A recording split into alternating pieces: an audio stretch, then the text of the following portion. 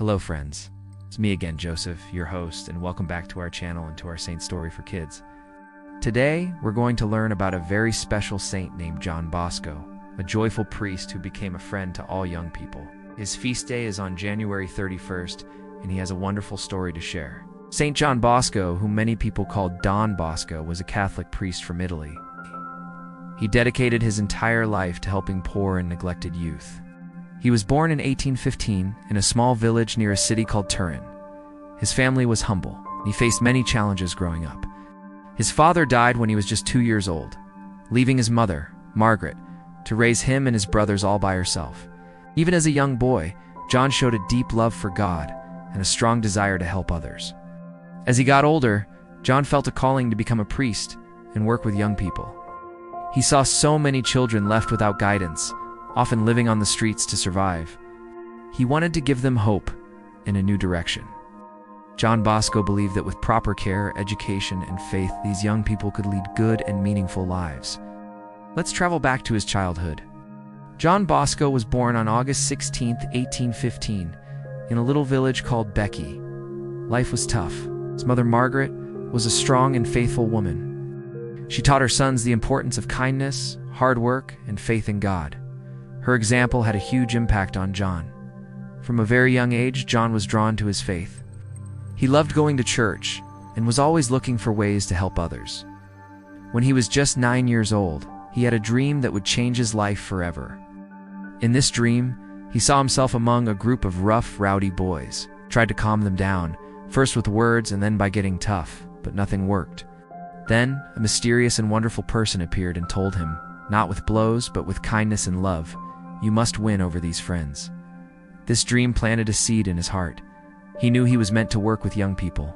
Growing up wasn't easy, because his family was poor. John couldn't always go to school. But he was so determined to learn that he taught himself to read and write. He would even go to local fairs to watch magicians and acrobats perform. He learned their tricks and then used them to gather other kids around. After amazing them with a trick, he would share a lesson about faith and being kind.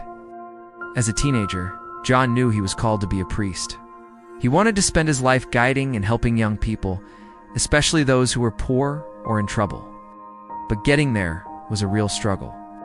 Since his family couldn't afford his education, John had to work on farms and take on small jobs to pay for his studies. But he never gave up. With the help of kind people he met along the way, he was able to continue his education and eventually entered the seminary. In 1841, at the age of 26, John Bosco was ordained a priest. From that day on, he was known as Don Bosco. After becoming a priest, Don Bosco moved to the big city of Turin. There, he saw many young boys living in very difficult situations. They worked long hours in factories or wandered the streets with no one to guide them. Many were hungry, poor, and at risk of getting into trouble. Don Bosco's heart went out to them. He knew they needed more than just food and a roof over their heads. They needed love, education, and guidance. So he started gathering these boys together. He would invite them to play games, pray, and learn simple lessons. It started with just a few boys, but soon, word spread about this kind priest who cared about them. The group grew and grew, called this gathering the Oratory, a place where they could feel safe and accepted. In 1846, he officially founded the Oratory of Saint Francis de Sales. It became a home, a school, and a church all in one. His goal was to create a place filled with respect, kindness, and faith. Unlike many schools back then, Don Bosco's oratory wasn't strict or harsh. He used a special method he called the preventive system. It was built on 3 simple ideas: reason, religion, and loving kindness. He believed that you didn't need to punish kids if they felt loved and respected. He used encouragement and understanding to guide them, always showing patience and compassion. He wanted to help them grow into good people with strong character and faith. Education was a huge part of his mission. He taught the boys how to read and write, and also gave them practical skills and trades so they could find good jobs and build a better future. Don Bosco's work was so inspiring that he knew he couldn't do it alone. To help more children, he needed more hands. In 1859, he founded the Salesian Society, a group of priests and brothers who shared his mission to educate and serve the youth. They were named after Saint Francis de Sales, who was known for his gentleness and kindness. Together, they worked to provide education, job training, and spiritual guidance to boys in need. But what about the girls? In 1872, with the help of a wonderful woman named Mary Mezzarello, Don Bosco founded the Daughters of Mary Help of Christians, also known as the Salesian Sisters. They were created to give girls the same care, education, and opportunities that the Salesians were offering to boys. The Salesian family was growing. Soon, the Salesians and Salesian Sisters began to travel all over the world, opening schools, orphanages, and youth centers. Today, they continue Don Bosco's mission in over 130 countries, bringing hope and opportunity to young people everywhere. Now, you might think everyone loved what Don Bosco was doing, but his journey wasn't always easy. He faced many challenges. Some people criticized his methods, thinking he was too soft on the boys. Others felt threatened by his influence and tried to stop his work. He also faced constant financial struggles, often not knowing how he would feed and care for the hundreds of boys who relied on him. Through it all, Don Bosco remained patient and faithful. He trusted completely in God. His life was also filled with incredible signs of faith. Many people believe that Don Bosco had special gifts from God. He was known for having prophetic dreams that guided his mission. There are stories of him healing the sick through prayer. One famous story is the miracle of the bread. One day, there wasn't enough bread to feed all the boys. Don Bosco prayed, blessed the little bread he had, and started handing it out. Miraculously, there was enough for everyone, with plenty left over. He even had a mysterious protector.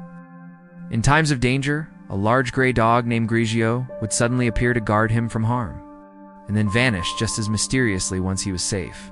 Many believed Grigio was a guardian angel in the form of a dog sent to protect him. Don Bosco had a deep and powerful love for Mary, the mother of Jesus, whom he called Mary, Help of Christians.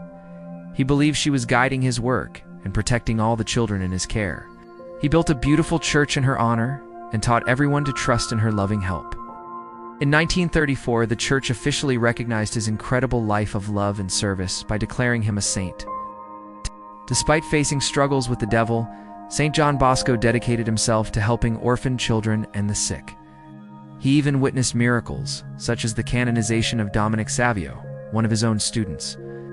His selfless life and tireless efforts to save souls make him an inspiration to all. Today, Saint John Bosco is the patron saint of youth, students, and educators.